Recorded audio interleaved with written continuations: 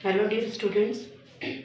बेटा हमारी 7th class में सब्जेक्ट एसएसटी हिस्ट्री में हमारा सेकंड लेसन चल रहा है। भारत के राजा तथा राज्य 700 से 1200 ईस्वी के ईस्वी पूर्व या एडी के। बेटा इसका बुक वर्क भी कर चुके हैं हम और रीडिंग भी हो चुकी है। आज बेटा हम इसके क्वेश्चन आंसर स्टार्ट करते हैं।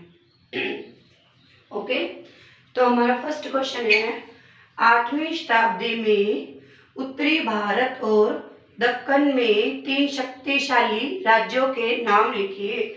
8वीं शताब्दी में उत्तरी भारत और दक्कन में 3 शक्तिशाली जो राज्य उभर कर आए थे उनके नाम लिखने हैं। ठीक है बेटा, 7वीं शताब्दी के अंत में हर्ष की मृत्यु के बाद पूरा राज्य छिन्न भिन्न हो गया था। ठीक है, उस टाइम 8वीं शताब्दी में 3 राज्य उभर कर हमारे सामने आए थे उत्तरी भारत और दक्कन में। ठीक है, तो वो राज्य कौन कौन से थे बेटा? उत्तरी भारत में तो कौन कौन से थे? उत्तरी भारत में था एक आपका गुर्जर प्रतिहार, दूसरा था पाल और तीसरा कौन सा था? राष्ट्रकूट। ठीक है, कौन कौन से थे उत्तरी भारत में? कौन कौन से थे?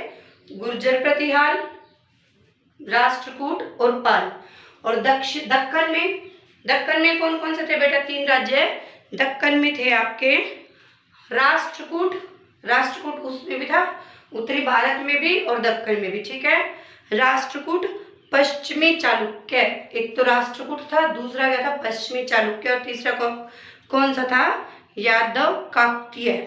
कौन सा था तीसरा? यादव काकतीय। राष्ट्रकूट, ठीक है, राष्ट्रकूट, पश्चिमी चालुक्य और यादव काकतीय, 3 राज्य उभर कर आए थे। उसके बाद है राजपूत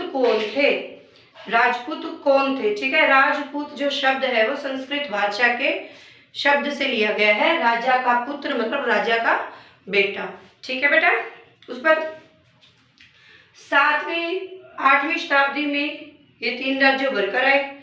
दो शताब्दियों के, ठीक है, 2 शताब्दियों के 2 सालों के संघर्ष के बाद ये तीनों इनका जो ये लिखे थे शक्तिशाली राज्य था, इनका अंत होने लगा। ठीक है, उस टाइम एक नई शक्ति उभर कर आई जो राजपूत थे।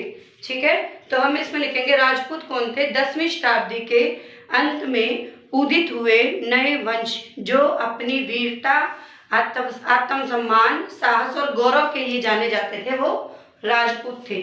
ठीक है, उसके बाद है थर्ड क्वेश्चन आपका, त्रिदलीय संघर्ष से आप क्या समझते हैं? त्रि मतलब 3 और दलीय दल, 3 दलों का संघर्ष।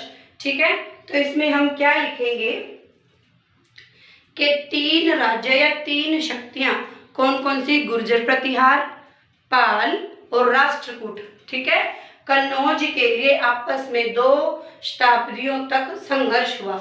ठीक है, किस में? गुर्जर प्रतिहार, पाल तथा राष्ट्रकूट में 2 शताब्दियों तक कन्नौज के लिए आपस में संघर्ष हुआ था। इसी संघर्ष को त्रिदलीय संघर्ष का नाम दिया गया था। यही त्रिदलीय संघर्ष था। ठीक है बेटा, आपका 4th क्वेश्चन है, राजा चोल और राजेंद्र चोल की सैन्य उपलब्धियों के बारे में लिखे।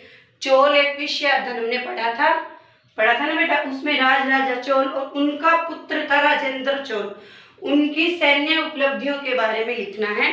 तो इसमें क्या है? राजा चोल तथा राजेंद्र चोल ने केरल के राजा चोल तथा राजेंद्र चोल ने केरल के चेरों को तथा पांड्यों को पराजित किया था। केरल के चोरों और पांड्यों को पराजित किया था। ठीक है, ये उनकी सैन्य उपलब्धि थी। और उन्होंने क्या किया था बेटा? श्रीलंका पर उन्होंने आक्रमण किया, तो श्रीलंका के उत्तरी भागों पर अपना अधिकार कर लिया। ठीक है, और साथ में कलिंग, मालद्वीप तथा लक्षद्वीप को भी जीत लिया। कलिंग, मालद्वीप और लक्षद्वीप को भी जीत लिया। श्रीलंका के उत्तरी भागों पर इन्होंने अपना अधिकार कर लिया। ठीक है, और चेरों तथा पांड्यों को पराजित किया। चोल के चेरों तथा पांड्यों को पराजित किया। बेटा इसमें शॉर्ट क्वेश्चन ये 4 ही थे। ठीक है, हमने इनको डिस्कस कर लिया है, इनकी पीडीएफ आपको वीडियो के साथ मिल जाएगी। आज का जो आपका होमवर्क है वो यही है बेटा कि ये जो 4 क्वेश्चन है वो आपने अपनी नोटबुक में लिखने हैं। ठीक है, कल का संडे है, तो जिस बच्चे ने अपना फर्स्ट लेसन नोटबुक में नहीं किया है, प्रीवियस वीडियो देखिए और अपना क्वेश्चन आंसर कंप्लीट कीजिए नोटबुक में। ठीक है, और सेकेंड लेसन के ये वाले क्वेश्चन आंसर नोटबुक में कंप्लीट कीजिए। थैंक यू बेटा।